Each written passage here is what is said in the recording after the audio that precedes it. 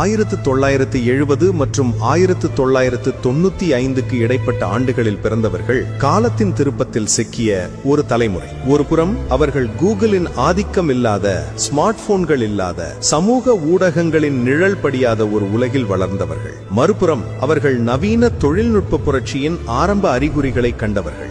இது அவர்களை மற்ற எந்த தலைமுறையினரையும் விட தனித்துவமானவர்களாக ஆக்குகிறது. இந்த தலைமுறையினர் நேருக்கு நேர் பேச கற்றுக்கொண்டார்கள். ஒவ்வொரு பதிலையும் ஒரு பொத்தானை தட்டி தேடும் பழக்கம் இல்லாமல் ஒருவருக்கொருவர் கண்களை பார்த்து உள்ளுணர்வோடு பிரச்சனைகளை தீர்த்தவர்கள் இவர்கள். படைப்பாற்றல் மற்றும் விடாமுயற்சி இவர்களின் அடையாளமாக இருந்தது. ஒரு கடிதத்திற்காக வாரக்கணக்கில் காத்திருப்பதும் ஒரு தொலைபேசி இணைப்பிற்காக பொறுமையாய் இருப்பதும் இவர்களின் வாழ்க்கை பாடங்கள். தெருவிளக்குகள் எரியும் வரை வெளியே விளையாடும் சுதந்திரம் அவர்களுக்கு இருந்தது.